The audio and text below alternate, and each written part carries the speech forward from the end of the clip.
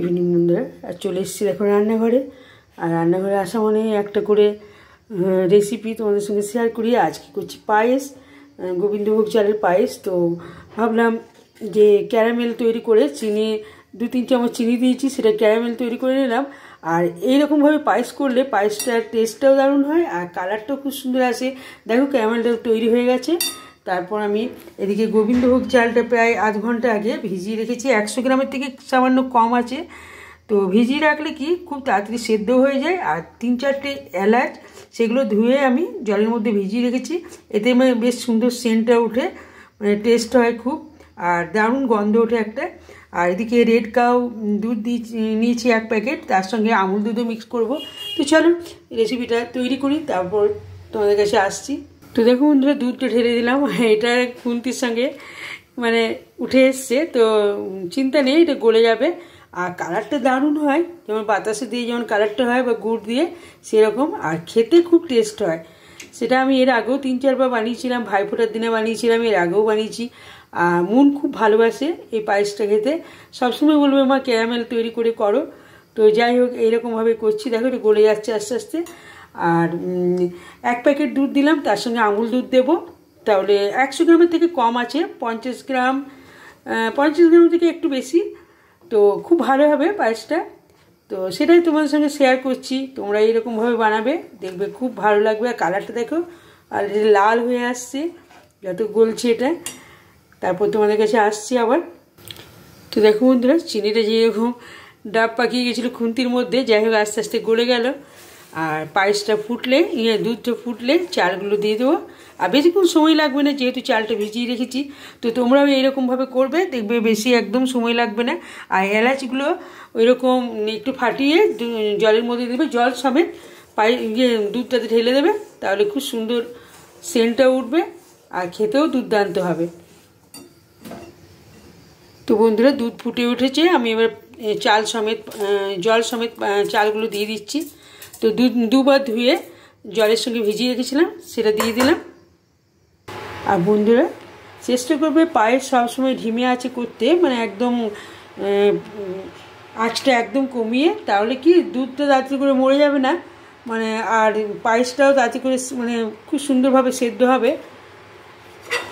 আমি এইরকমভাবে পায়েস করি আর খেতে সত্যি দুর্দান্ত লাগে।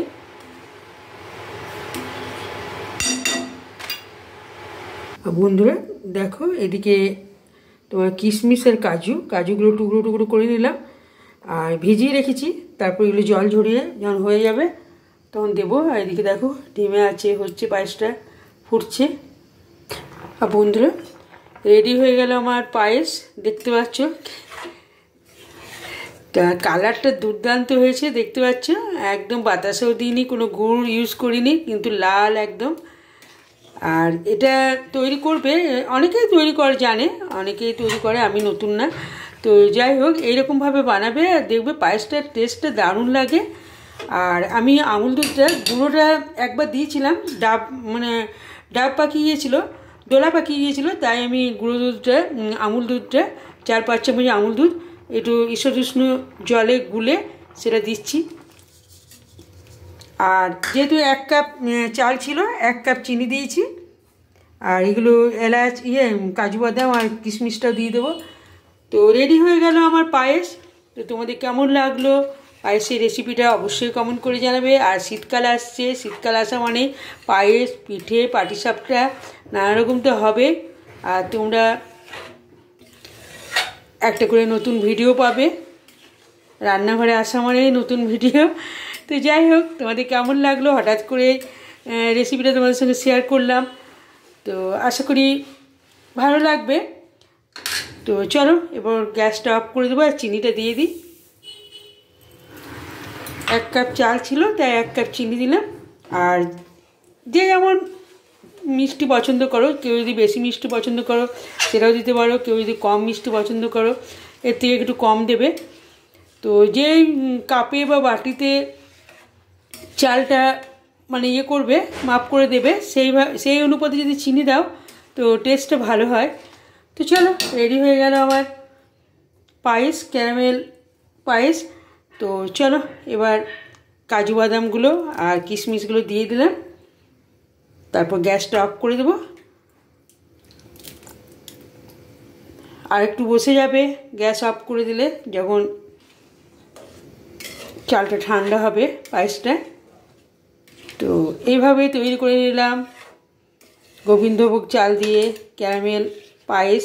তোমরাও তৈরি করবে, আর আশা করি রেসিপিটা ভালো লেগেছে। তো ভালো থাকবে বন্ধুরা, আজকে এই পর্যন্তই। আবার দেখা হবে নতুন কোনো একটা ভিডিওতে। তো আজকের মতো বাই।